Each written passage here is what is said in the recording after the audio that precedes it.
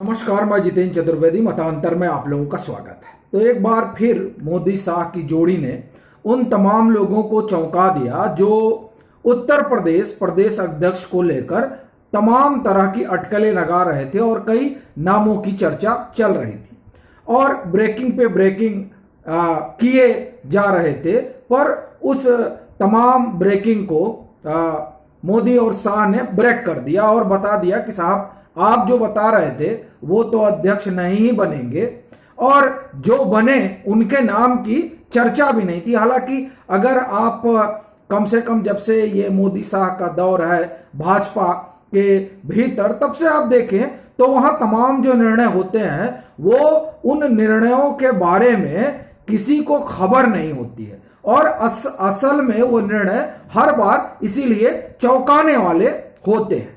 अभी अगर हम बात उत्तर प्रदेश की करें तो उत्तर प्रदेश में एक चर्चा खूब चल रही थी कि देखिए, जब लोकसभा का चुनाव होता है तो यहां प्रदेश अध्यक्ष कोई और होता है और जब विधानसभा का चुनाव होता है तो प्रदेश अध्यक्ष कोई और होता है। अगर हम उसको थोड़ा विस्तार में करें तो जब लोकसभा का चुनाव होता है तो ब्राह्मण प्रदेश अध्यक्ष होता है और जब विधानसभा का चुनाव होता है तो किसी ओबीसी चेहरे को लाया जाता है और उसके लिए बाकायदे उदाहरण दिया जाता रहा। 2017 का उदाहरण हुआ, उससे पहले 2014 में लक्ष्मीकांत वाजपेयी प्रदेश अध्यक्ष रहे और तब लोकसभा का चुनाव हुआ।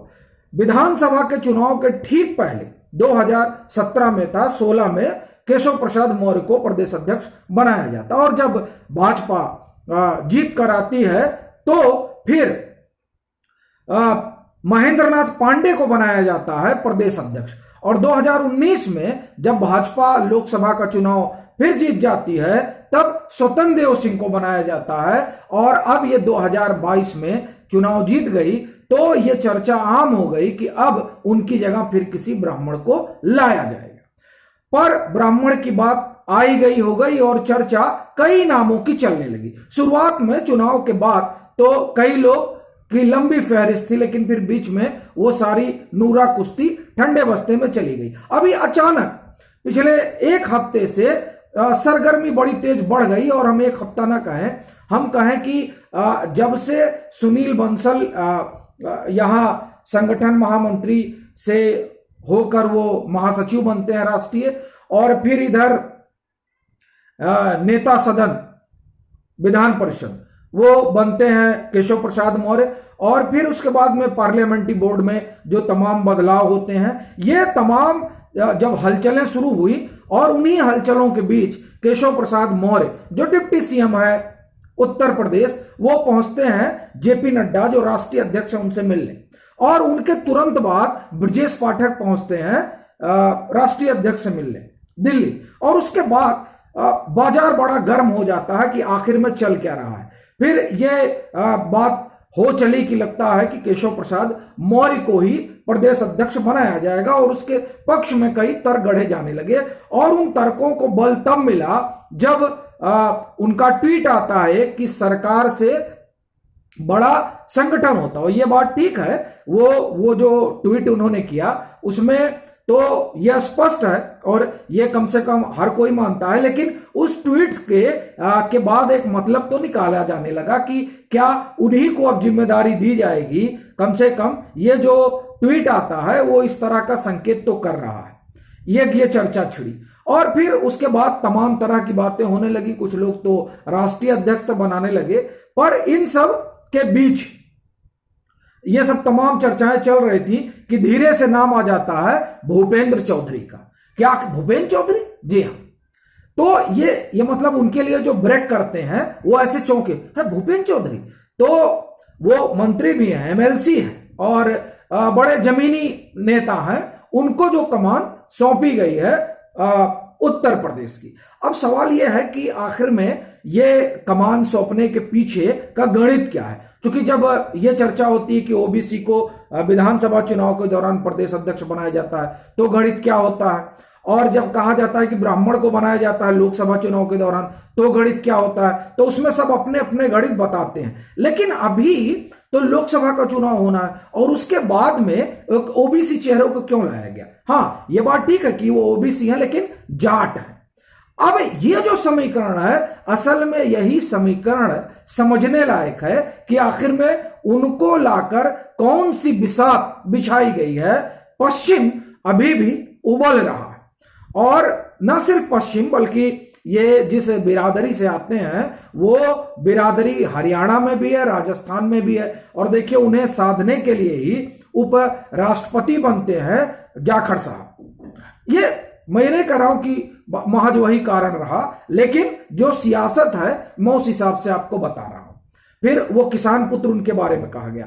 अब जब भूपेंद्र चौधरी को बनाया जाता है तो उसके पीछे की जो राजनीति है उसमें वो जाट पॉलिटिक्स नजर आती है, जो साधने की कोशिश ऐसा लगता है कि भाजपा कर रही है। और उसकी बड़ी वजह यह है कि राकेश टिकैत एक बार फिर एक्टिव हो गए हैं, और खासकर वो जो उनके प्रभाव वाला इलाका है जिसे गन्ना बेल्ट कहा जाता है, ये सहारनपुर, बागपत, मुजफ्फरनगर, ये जो इलाके हैं, शामली, यहां आप देखिए अगर बागपत तो मेरठ तक आप इसे देख सकते हैं। तो जो विधानसभा के चुनाव रहे उसमें बड़ा असर डाला, कम से कम वहां इन नेताओं ने, उसमें रालोद का भी प्रभाव रहा और जाहिर तौर पर राकेश टिकैत का प्रभाव तो इन सीटों पर रहा। तभी यहां भाजपा उस तरीके का प्रदर्शन नहीं कर पाई जैसा उसने सोच रखा था, या आप कहिए कि जिस तरह की उनकी अपनी रणनीति रही। तो जाहिर तौर पर उसे लेकर एक चिंता की लकीर तो रही होगी, क्योंकि अब ये लोकसभा का चुनाव होने जा रहा है। और इस लोकसभा के चुनाव में अगर आप गौर करें तो भाजपा सारे कील कांटे दुरुस्त करने में लगी हुई है। मैं आपको एक उदाहरण देता हूं, फिर भूपेंद्र चौधरी पर आता हूं। आप देखिए ओम प्रकाश राजभर, ये हम लोग इस पर कई बार चर्चा कर चुके हैं कि ओम प्रकाश राजभर को लेकर कोई आग्रह, पूर्वाग्रह, दुराग्रह किसी में हो सकता है, लेकिन 2022 के चुनाव में पूरब में ओम प्रकाश राजभर का क्या अपना आधार है ये उन्होंने बताया। और ये जाहिर तौर पर भाजपा के लिए चिंता का विषय बना कि वो पूरब में तकरीबन 10 से 12 लोकसभा सीटें प्रभावित करते हैं। अब ये अलग बात है कि जो चीज भाजपा समझ रही है, जो चीज तमाम राजनीतिक विश्लेषक समझ रहे हैं, उसे अखिलेश यादव नहीं समझ पाए, और जो उनके पास एक पूंजी थी उसको बनाकर नहीं रख पाए। और उसका परिणाम यह हुआ कि अब जो परिस्थितियां हैं उसमें तो ओम प्रकाश राजभर कम से कम अखिलेश यादव के साथ नहीं है, और ये भाजपा के लिहाज से बड़ा पॉजिटिव साइन है, क्योंकि वो उनके साथ जाकर गाजीपुर, मऊ, आजमगढ़, अंबेडकर नगर, देवीपाटन मंडल तक, बस्ती मंडल तक उनका असर रहा और खासा नुकसान उसका भाजपा को हुआ। लेकिन अब वो अगर उनके साथ नहीं है, और वो उनके साथ नहीं है, तो जाहिर तौर पर भाजपा को उसका लाभ ही होगा।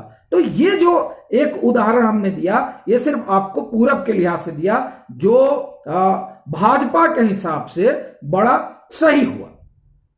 अब अगर हम भूपेंद्र चौधरी की बात करें तो पश्चिम में रालोद और सपा का गठबंधन है, और उस गठबंधन को राकेश टिकैत का समर्थन है, और फिर वो जमीन तैयार की जा रही है, लखीमपुर से उसका ऐलान कर दिया गया है। और जो बिहार में नया डिस्पेंसन बना है, वो दरअसल जो डिस्पेंसन है उस डिस्पेंसन के आधार में मंडल पॉलिटिक्स को ही आगे बढ़ाना है। यह सबसे बड़ी चीज है जो बिहार का गठबंधन है। और आप देखिए कि बिहार में गठबंधन हुआ और उधर कांग्रेस भी उसी पॉलिटिक्स को लेकर आगे चल रही है। अगर अशोक गहलोत राष्ट्रीय अध्यक्ष बनते हैं कांग्रेस के, तो ये जो पॉलिटिक्स है ये अब जोर पकड़ती जा रही है, और उसके मूल में एक ही चीज है कि किसी तरह से भाजपा को रिप्लेस किया जाए। तो ऐसी परिस्थिति में उत्तर प्रदेश में भी वो पॉलिटिक्स हिलोरे लेगी, क्योंकि बिहार से ज्यादा दूर नहीं है उत्तर प्रदेश। और खासकर अगर पूरब की बात करें तो पूरब की पॉलिटिक्स में मंडल वाला हिसाब किताब ज्यादा है।